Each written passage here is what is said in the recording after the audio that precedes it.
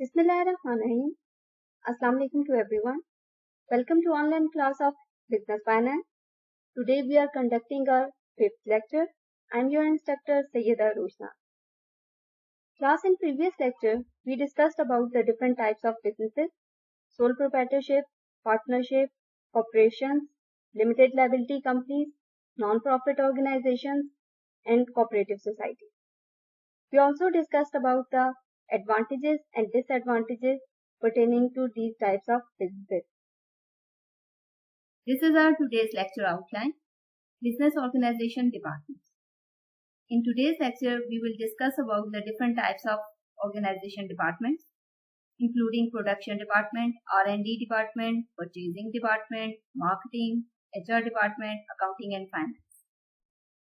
A typical business organization may consist of following main departments or functions: the production department, the research and development, which we also call R&D department, the purchasing department, the marketing department, which also performs the function of sales department, the human resource management department, and accounting and finance department.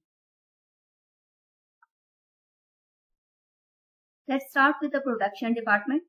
The production department undertakes the activities necessary to provide the organization product or services, and its main responsibilities are production planning and scheduling, control and supervision of the production workforce, managing product quality, including process control and monitoring, maintenance of the plant and equipment, control of inventory, deciding the best production methods and factory layout.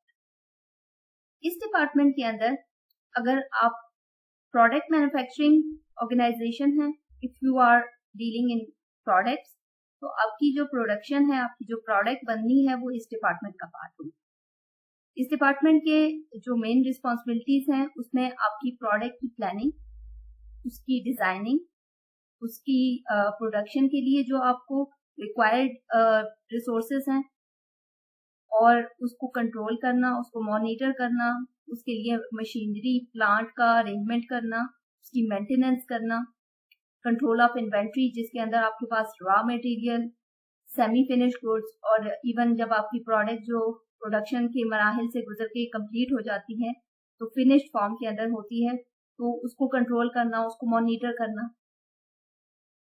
और इसी department के अंदर आप quality insurance का जो अपनी product के लिए पैरामीटर्स सेट करते हैं क्वालिटी के और क्वांटिटी के, कि कितनी मैस प्रोडक्शन के अंदर आपने प्रोडक्शन करनी है, या कितनी क्वांटिटी के अंदर आपने प्रोडक्शन करनी है, किस क्वालिटी की आपकी प्रोडक्शन होगी, वो सारे पैरामीटर्स जो हैं इसी डिपार्टमेंट का पार्ट है। इसी डिपार्टमेंट ने उन सारे पैरामीटर्स को फुलफिल करना है जो डिफरेंट डिपार्टमेंट्स से होके प्रोडक्शन तक आते हैं, और फिर प्रोडक्शन से जो आउटकम होता है आपकी ऑर्गेनाइजेशन का, आपके बिजनेस का, वो हमारे पास तैयार होके आता है।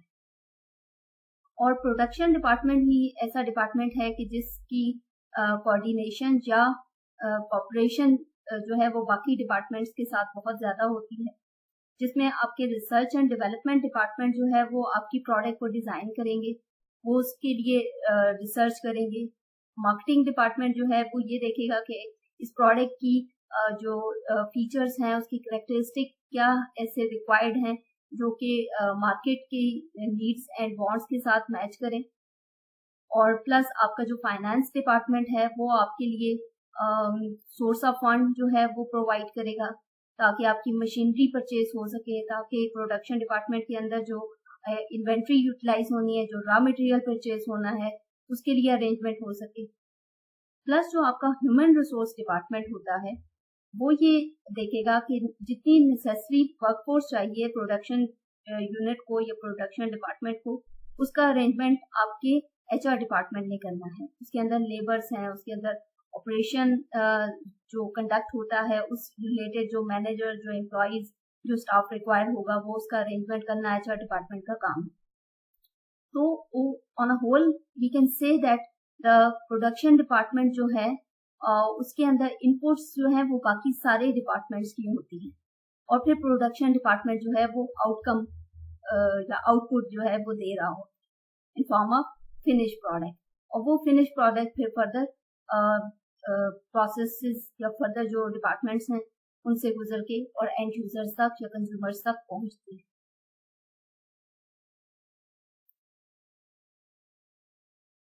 Next we have R&D department या research and development department. The R&D department is concerned with developing new products or processes and improving existing products or processes.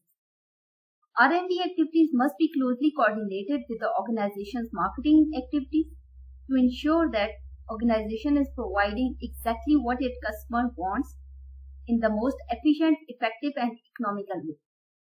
R&D department का बेसिकली रिस्पॉन्सिबिलिटीज ये हैं कि एक तो इनका कोलैबोरेशन होता है या इन कांटेक्ट होते हैं ये मार्केटिंग स्टाफ के साथ या मार्केटिंग डिपार्टमेंट के साथ, और ये इस बात का चेक रखते हैं कि जो मार्केटिंग डिपार्टमेंट इनको इंफॉर्मेशन प्रोवाइड करेगा, जो मार्केटिंग सर्विस से इंफॉर्मेशन आएगी वो आपको रिसर्च एंड डेवलपमेंट के थ्रू आप के मार्केट की क्या नीड्स एंड वांट्स हैं उनको आपने किस तरह प्रोडक्ट या सर्विसेज के अंदर कन्वर्ट करना है, उसके अकॉर्डिंगली आप डिजाइन करते हैं प्रोडक्ट या अपनी सर्विसेज कि आपकी जो मार्केट की नीड्स एंड वांट्स हैं वो मैच कर जाएं आपकी प्रोडक्ट के साथ। देन रिसर्च एंड डेवलपमेंट का काम है सर्विस कंडक्ट करना, रिसर्च करना और जो आपके एग्जिस्टिंग प्रोसेसेस हैं उनकी इम्प्रूवमेंट के लिए काम करना और जो एग्जिस्टिंग प्रोडक्ट्स हैं उसकी इम्प्रूवमेंट के लिए काम करना। सो रिसर्च एंड डेवलपमेंट डिपार्टमेंट का एक कॉन्टिन्यूस इन प्रोसेस का काम है कि कॉन्टिन्यूसली आप चेक रखते हैं कि प्रोडक्ट जो है वो मार्केट के साथ उसकी मैच हो रहा है या नहीं हो रहा, या उसके अंदर कितनी इम्प्रूवमेंट की जरूरत है या कितना। तो एक कॉन्टिन्यूस रिसर्च का एलिमेंट है इस डिपार्टमेंट के पास कि जहाँ पे ये कॉन्टिन्यूसली जब आपकी कोई प्रोडक्ट अभी बनने के मराहिल में है तब भी आप रिसर्च करते हैं कि कैसी प्रोडक्ट होनी चाहिए, और जब प्रोडक्ट बन के मार्केट में चली जाती है उसके बाद भी रिसर्च एंड डेवलपमेंट वाले they keep check on the product कि उसकी कितनी एक्सेप्टेबिलिटी हुई है मार्केट के अंदर या नहीं। तो दे कंडक्ट सर्विस और डेटा कलेक्शन करते हैं ताकि इनको अपनी प्रोडक्ट की उसको मॉनिटर कर रहे होते हैं मार्केट के अंदर कि उसकी परफॉर्मेंस कैसी है और अगर उसके अंदर इम्प्रूवमेंट की जरूरत है तो उसको कैसे इम्प्रूव किया जाए, उसकी प्रोडक्ट की जो डिजाइनिंग है उसके अंदर कैसे इम्प्रूवमेंट की जाए या उसकी फीचर्स को कैसे इनहेंस किया जाए। सो ओवर एंड ऑल उसको अपनी प्रोडक्ट को कैसे आप इनहेंस कर सकते हैं, कैसे इम्प्रूव कर सकते हैं, एक कॉन्टिन्यूस प्रोसेस है। और फिर अपनी जो एग्जिस्टिंग प्रोडक्ट है उसकी इम्प्रूवमेंट के लिए फिर उसको जब वो इम्प्रूवमेंट के बाद मार्केट में जाती है फिर उसका क्या रिएक्शन होता है मार्केट का, कंज्यूमर्स का क्या रिएक्शन है उस प्रोडक्ट के ऊपर। तो एक कॉन्टिन्यूस रिसर्च का एलिमेंट है जो कि इस डिपार्टमेंट के अंदर होता रहता है और इस डिपार्टमेंट का यही रिस्पॉन्सिबिलिटीज है, यही इसके फंक्शंस हैं। और जो भी आप प्रोडक्ट डिजाइन करते हैं उसका मेन पर्पस ये होता है कि एक तो आपकी जो प्रोडक्ट है वो फुलफिल करे needs and wants of the customers जो आपके टारगेट मार्केट है उनकी।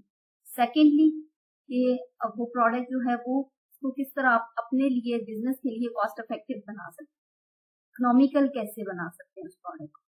सेकेंडली उस प्रोडक्ट को कितना क्वालिटी वाइज उसको कितना इनहेंस किया कर सकते हैं विद द मिनिमम कॉस्ट, और कितनी मैस प्रोडक्शन आप कर सकते हैं टू लाइक जो आपकी टारगेट मार्केट है उसको मीट करने के लिए, उसकी रिक्वायरमेंट को फुलफिल करने के लिए कि आपकी मार्केट के अंदर आपकी प्रोडक्ट की जितनी रिक्वायरमेंट है उसके लिए कितनी आप मैस प्रोडक्शन करनी है या कितना कम आपने प्रोड्यूस करना है, कितना ज्यादा। तो ये सारी डेटा एनालिसिस का काम जितना भी है वो आपके रिसर्च एंड डेवलपमेंट डिपार्टमेंट है। ये आपको हर डिपार्टमेंट से रिलेटेड जो भी रिसर्च का एलिमेंट होगा वो ये आपको परफॉर्म करके देते हैं।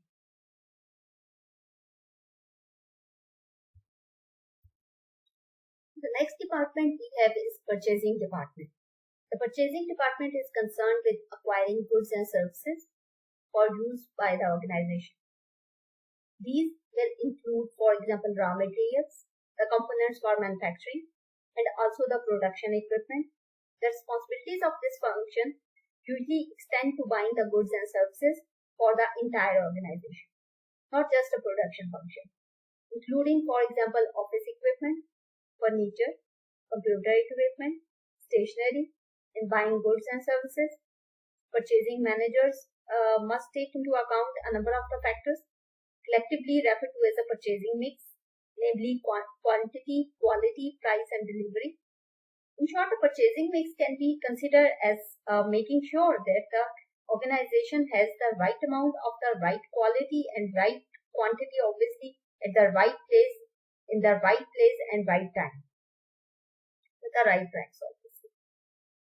तो परचेजिंग डिपार्टमेंट का जैसे कि इसके नाम से ही पता चल रहा है कि ये परचेजिंग करता है आपके बिजनेस के लिए, आपके ऑर्गेनाइजेशन के लिए। ये डिपार्टमेंट उन परचेजिंग के अंदर आपके जो प्रोडक्शन डिपार्टमेंट के लिए जो बेसिक परचेजिंग है, like raw material, like equipment, machinery, जो आपके प्रोडक्शन यूनिट के अंदर जो मशीनरी इंस्टॉल्ड होती है, जो आपका प्रोडक्शन यूनिट होता है जहाँ पे आपकी प्रोडक्ट्स बनती हैं, इंक्लूडिंग दोज मशीनरीज। इसके अलावा जो बिजनेस में डेली यूज के लिए जो फर्नीचर, इक्विपमेंट, कंप्यूटर, स्टेशनरी, वो भी परचेजिंग डिपार्टमेंट का काम है। और इस डिपार्टमेंट का मेन मकसद कह लें या मेन एम कह लें या टारगेट या ऑब्जेक्टिव कह लें कि इन्होंने राइट अमाउंट में, राइट क्वालिटी, राइट प्राइस के अंदर, राइट प्लेस और राइट टाइम के ऊपर आपको परचेजिंग करके प्रोवाइड करनी है। और बाकी जितने भी डिपार्टमेंट्स हैं वो ऑब्वियसली डिपेंड करेंगे परचेजिंग डिपार्टमेंट पे कि ये परचेजिंग करेंगे तो उन डिपार्टमेंट्स तक इक्विपमेंट्स पहुंचेगा, उन डिपार्टमेंट्स तक फर्नीचर पहुंचेगा, उन डिपार्टमेंट्स तक कंप्यूटर के इक्विपमेंट्स पहुंचेंगे। फॉर एग्जांपल, अगर आपके फाइनेंस डिपार्टमेंट को स्टेशनरी की जरूरत है, आपके मार्केटिंग डिपार्टमेंट को व्हाइट बोर्ड्स या मॉनिटर्स या जो भी मार्केटिंग रिलेटेड टूल्स हैं उनकी जरूरत है, आपके प्रोडक्शन यूनिट को मशीनरी की जरूरत है, रॉ मटेरियल की जरूरत है, इन्वेंट्री की जरूरत है। सो जिससे पूरी ऑर्गेनाइजेशन के अंदर जहां जहां जो परचेजिंग का करनी होती है किसी भी इक्विपमेंट के लिए, किसी भी स्टेशनरी, किसी भी डिपार्टमेंट को कोई परचेजिंग चाहिए, वो परचेजिंग डिपार्टमेंट आपको प्रोवाइड करेगी।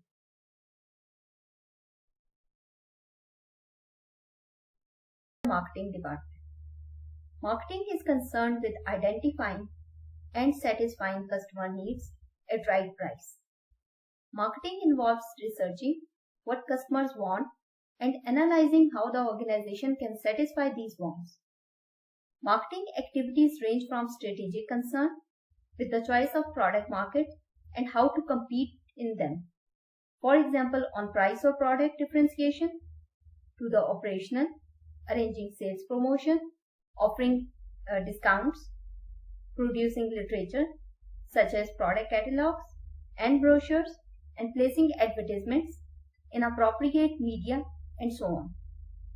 मार्केटिंग डिपार्टमेंट का बेसिकली कंसर्न ये होता है कि एक तो आपने मार्केट सर्वे करना होता है, रिसर्च का एलिमेंट होता है इसके अंदर, जहां पे आप ये फाइंड आउट करने की कोशिश करते हैं कि मार्केट के अंदर कस्टमर्स की, कंज्यूमर्स की, एंड यूजर्स की नीड्स एंड वांट्स क्या हैं, उनको किस तरह की प्रोडक्ट चाहिए, उन प्रोडक्ट के अंदर क्या क्या फीचर्स और क्या क्या क्वालिटी होनी चाहिए, क्या क्या उसके साइजेस होने चाहिए और किस तरह की उसकी प्राइस होनी चाहिए, ताकि आप अकॉर्डिंगली अपनी प्रोडक्ट को डिजाइन कर सकें, उसके अंदर वो फीचर्स ऐड कर सकें जो कि आपके कस्टमर्स को, आपकी टारगेट मार्केट के जो नीड्स एंड वांट्स हों उनको सेटिस्फाई कर सके, और उन फीचर्स के और उस क्वालिटी के अकॉर्डिंगली आप अपनी प्राइस जो है वो सेट कर सके, और वो प्राइस भी ऐसी हो कि वो आपकी जो मार्केट है वो उसको अफोर्ड कर सके। तो ये जितने भी प्रोसेसेस हैं स्टेप बाय स्टेप, ये सारे मार्केटिंग डिपार्टमेंट का काम है, जहाँ पे बट मेन इनका टारगेट और एम ये है कि अपनी प्रोडक्ट से कस्टमर्स की नीड्स एंड वांट्स को सेटिस्फाई करना। एडिशनली जो मार्केटिंग डिपार्टमेंट है वो सेल्स प्रमोशन के बारे में भी उसकी सारी अरेंजमेंट्स भी उसने करनी है कि आपने अपनी चीज को मार्केट कैसे करना है, अपनी प्रोडक्ट को सेल कैसे करना है, उसके लिए आपने कोई डिस्काउंट फीचर्स रखने हैं, और या कोई अट्रैक्टिव आपने कोई एडवर्टाइजमेंट्स बनाने हैं, ब्रोशर्स बनाने हैं, तो आपने किस किस तरह अपनी प्रोडक्ट को मार्केट के अंदर लेके जाना है, उसको वहां पे उसकी एक्सेप्टेबिलिटी करवानी है, कस्टमर्स को अट्रैक्ट करना है अपनी प्रोडक्ट की तरफ। तो ये सारे जितने भी सीक्वेंशियल स्टेप्स होते हैं ये मार्केटिंग डिपार्टमेंट के पास है अपनी प्रोडक्ट को। और अल्टीमेट एम तो ऑब्वियसली हर मार्केटिंग डिपार्टमेंट का है कि अपनी प्रोडक्ट को सेल करना, और विद द मैक्सिमम आपने अपनी प्रोडक्ट को सेल करना है और मैक्सिमम रेवेन्यू जो है वो अर्न करना है। The fundamental activities in marketing is managing the marketing mix consisting of the 4 P's, कि जहां पे हमने मार्केटिंग डिपार्टमेंट के अंदर मार्केटिंग मिक्स के बारे में पढ़ा कि जिसमें 4 P's का जिक्र होता है, जिसमें प्रोडक्ट, प्राइस, प्रमोशन और प्लेस है। Product means having the right product in terms of the benefit that customers value. आपने ऐसी प्रोडक्ट बनानी है जो आपके कस्टमर्स को या आपकी टारगेट मार्केट को नीड्स एंड वांट्स को फुलफिल करे, उनको सेटिस्फाई करे और कस्टमर आपकी प्रोडक्ट को वैल्यू करे। Then comes price, setting the right price which is consistent with the potential customer's perception of the value offered by the product। आपकी जो प्रोडक्ट की जो वैल्यू है या उसकी जितनी भी वो क्वालिटी है जो आपके कस्टमर परसीव करते हैं। आपके कस्टमर जब आपकी प्रोडक्ट को खरीदते हैं तो अकॉर्डिंगली वो ये जज कर रहे होते हैं कि ये प्रोडक्ट जितनी उन्होंने इसके लिए प्राइस पे की है ये उस के बैलेंस है या नहीं, या ये फीचर्स उतने प्रोवाइड कर रही है या नहीं, या ये प्रोडक्ट उनको इतना सेटिस्फाई कर रही है या नहीं, या ये प्रोडक्ट उनके लिए कितनी वैल्यूएबल है, कितना उनको फायदेमंद है, या कितनी उनकी नीड्स एंड वांट्स को सेटिस्फाई कर रही है। वो उसको मैचअप करते हैं या उसको बैलेंस कर रहे होते हैं जितनी उन्होंने इस प्रोडक्ट के लिए प्राइस पे की है। अगर आपकी क्वालिटी बिलो आपकी जो प्रोडक्ट है वो बिलो क्वालिटी है, वो कस्टमर्स की नीड्स एंड वांट्स को सेटिस्फाई नहीं कर सकती जितनी प्राइस उन्होंने प्रोडक्ट के लिए पे की है, तो नेक्स्ट टाइम आपका कस्टमर जो है वो प्रोडक्ट नहीं परचेज करेगा। सो आपने अपनी प्राइस जो है वो सेट करनी है as per your product providing the value to your customers. और सेकेंडली आपने प्राइस सेट करनी है कि जितनी आपने उस प्रोडक्ट की मैन्युफैक्चरिंग पे, उसकी प्रोडक्शन पे आपको कॉस्ट पड़ी है। तो ये एक बहुत ही डेलिकेट किस्म का मामला होता है जहां पे आपने प्राइस सेट करनी होती है। और एक साइड पे आपके कस्टमर्स हैं और जो कि आपकी प्रोडक्ट को वैल्यू देते हैं या आपकी प्रोडक्ट को इम्पोर्टेंस देते हैं और फिर परचेज करते हैं, और दूसरी साइड पे आपकी कॉस्ट का एलिमेंट है जो कि आप लगाते हैं अपने एक्सपेंसेस और कॉस्ट लगा के वो प्रोडक्ट की मैन्युफैक्चरिंग करते हैं। Then comes the promotion, promoting the product in a way which creates maximum customer awareness and persuade potential customer to make the decision to purchase the product। आपने promotion ऐसे करनी है प्रोडक्ट की कि आपके जो वैल्यूएबल कस्टमर है, जो आपका टारगेटेड कस्टमर है, वो उसके अंदर वो अर्ज जनरेट हो कि उसको आपकी प्रोडक्ट चाहिए, उसके अंदर ये जरूरत महसूस करेंगे कि आपकी प्रोडक्ट उसके पास होनी चाहिए।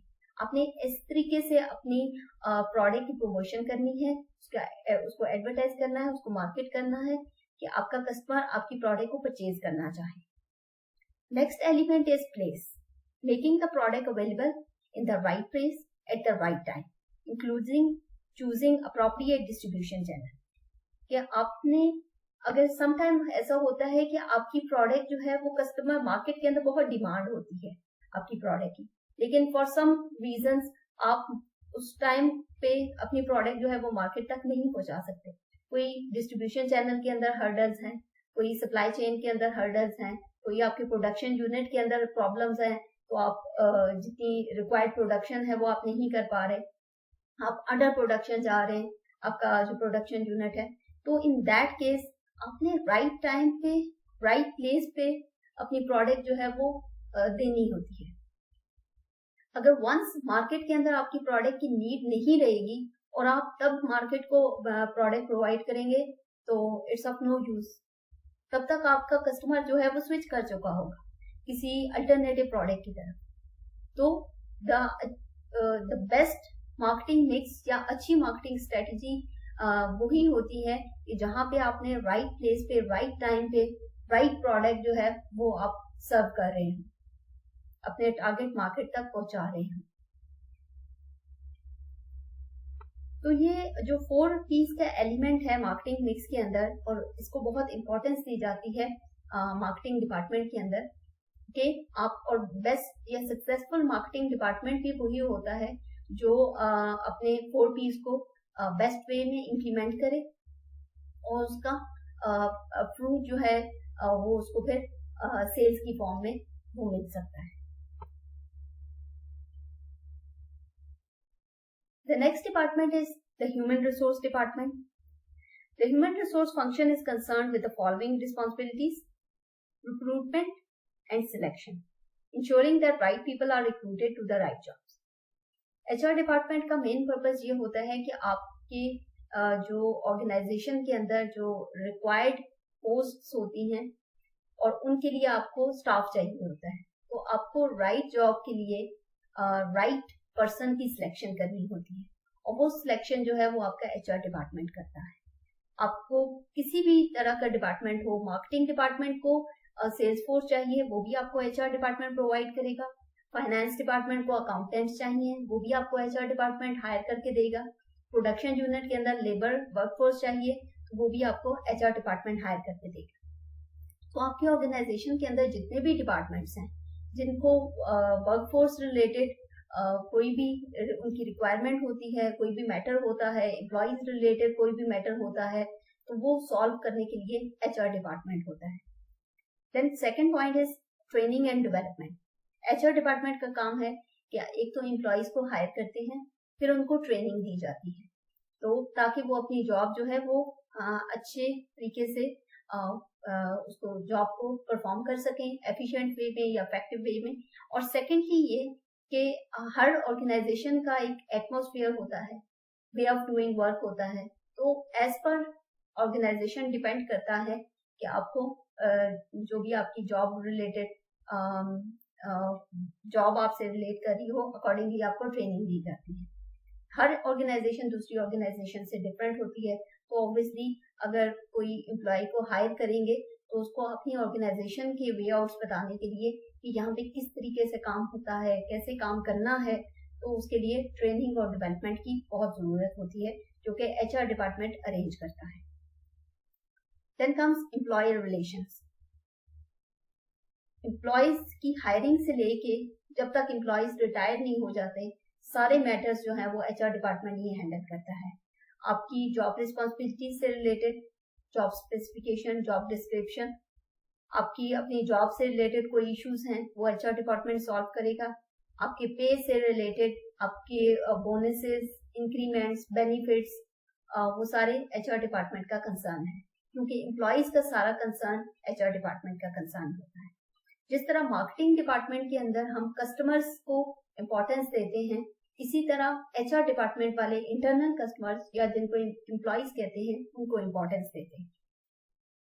Grievance procedure and disciplinary matters dealing with the complaints from employees और फ्रॉम द एम्प्लॉयर्स। ऑब्वियसली जहाँ पे डिफरेंट टाइप्स ऑफ एम्प्लॉयज होते हैं, डिफरेंट डिपार्टमेंट्स होते हैं ऑर्गेनाइजेशंस के अंदर, तो उनके दरमियान कन्फ्लिक्ट्स भी हो जाते हैं, एम्प्लॉयज के कन्फ्लिक्ट्स हो जाते हैं, एम्प्लॉयज के कन्फ्लिक्ट हो जाते हैं।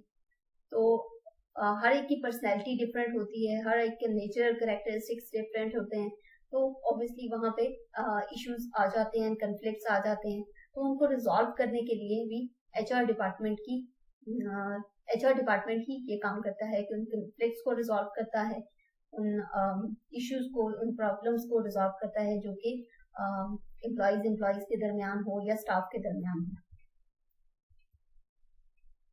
Health and safety matters, making sure the employees work in a healthy and safe environment, जहाँ पे आप ये मेक श्योर करते हैं कि आपकी एम्प्लॉयज जो हैं, जैसा कि मैंने कहा कि HR डिपार्टमेंट का कंसर्न होते हैं एम्प्लॉयज, तो अगर एम्प्लॉयज अच्छे तरीके से नहीं होंगे ऑर्गेनाइजेशन के अंदर, वो कंफर्टेबल नहीं होंगे, काम करने में कंफर्टेबल नहीं होंगे, तो वो अच्छी परफॉर्मेंस नहीं दे सकेंगे। जब उनकी परफॉर्मेंस अच्छी नहीं होगी तो ओवरऑल बिजनेस की परफॉर्मेंस अफेक्ट करेगी। तो उनको अपने एक तो सेफ एनवायरनमेंट देना है, हेल्दी एनवायरनमेंट देना है, ताकि वो कंफर्टेबली अपनी जॉब जो है वो परफॉर्म कर सके। Organizations are dependent on their employees. Consequently, their recruitment and selection require careful management. Obviously, her organisation का बहुत ही इंपॉर्टेंट पार्ट होता है।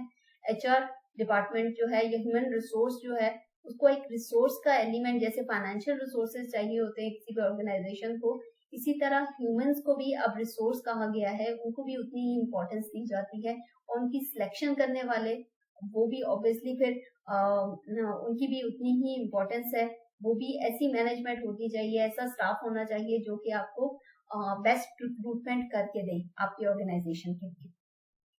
और आजकल ह्यूमन रिसोर्स का या HR का इतना ज्यादा इन्फ्लुएंस है, या इसको इतनी ज्यादा इम्पोर्टेंस दी जाती है कि हर ऑर्गेनाइजेशन के अंदर HR डिपार्टमेंट जो है वो ऑलमोस्ट है, एग्जिस्ट करता है, और वो एम्प्लॉयज रिलेटेड जो भी मैटर हो उसको रिजॉल्व करता है।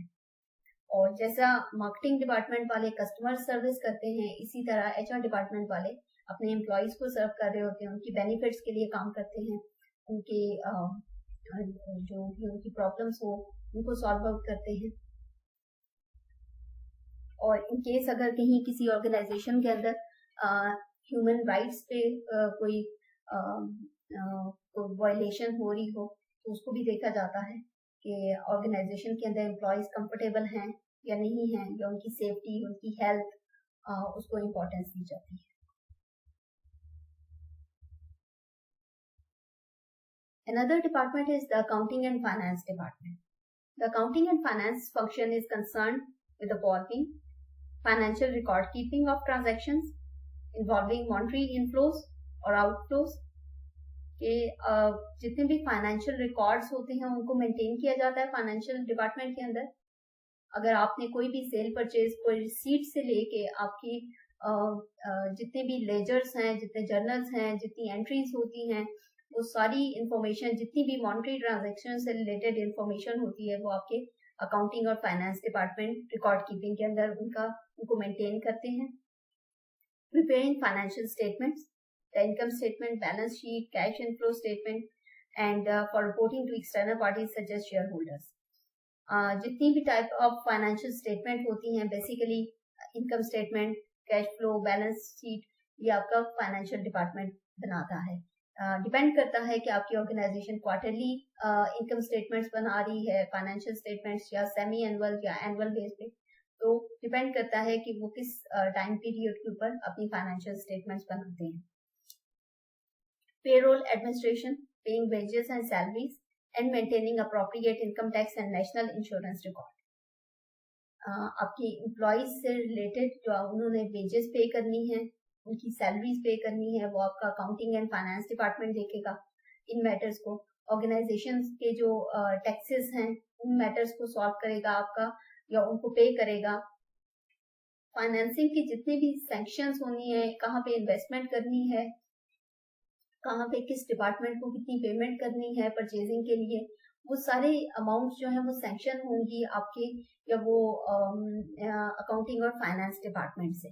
और यही वो डिपार्टमेंट है जहाँ से अप्रूवल के बाद आपको अमाउंट मिलती है। मार्केटिंग डिपार्टमेंट वालों को अपनी मार्केटिंग का बजट मिलता है, HR डिपार्टमेंट वालों को उनका बजट मिलता है, लाइक वाइज प्रोडक्शन यूनिट को उनका अकॉर्डिंगली मिलता है।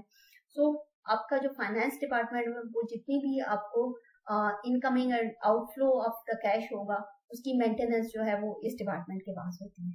उसमें आपके एम्प्लॉयज की सैलरीज हो गई, आपके एम्प्लॉयज की वेजेस हो गई, लाइक कोई बोनसेस हो गए, कोई इंक्रीमेंट्स हैं वो हो गए, सेल परचेज के सारे एलिमेंट्स जो हैं, आपकी ऑर्गेनाइजेशन के टैक्स, आपके एम्प्लॉयज के इनकम टैक्सेस, और अगर इन केस आपकी ऑर्गेनाइजेशन की इंश्योरेंस वगैरह पॉलिसीज हैं तो उनकी पेमेंट्स वो सारे आपका फाइनेंस डिपार्टमेंट और अकाउंटिंग डिपार्टमेंट करेगा। Preparing management accounting information and analysis to help managers to plan, control and make decisions. हर ऑर्गेनाइजेशन को फाइनेंसिंग भी चाहिए होती है, आपको अपने प्रोजेक्ट्स के लिए पैसा चाहिए, उसका अरेंजमेंट करना, कहाँ से करना है, कितनी अमाउंट में करना है। सो अकॉर्डिंगली जब आपके पास बजट होता है, बजट बनाते हैं और फाइनेंसिंग अरेंजमेंट करते हैं, तो वो आपका अकाउंटिंग एंड फाइनेंस डिपार्टमेंट करेगा, सो दैट कि जो आपकी मैनेजमेंट है वो अकॉर्डिंगली प्रोजेक्ट के अंदर इन्वेस्टमेंट करती है।